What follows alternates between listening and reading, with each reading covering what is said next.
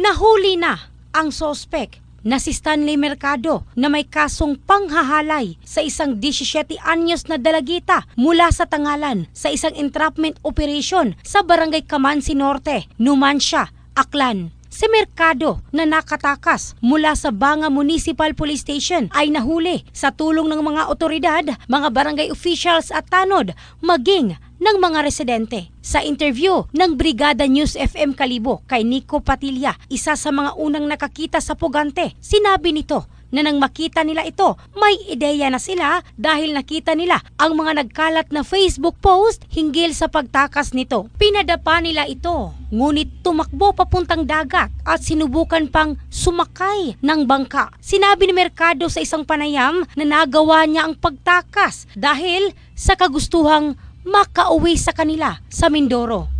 Maaalala, nagpaalam lang ang sospek na iihi, ngunit ginamit nito ang sirang bintana ng palikuran upang makatakas. In the heart of changing lives, ito si Michelle Craste ng Brigada News Philippines, the Music and News Authority.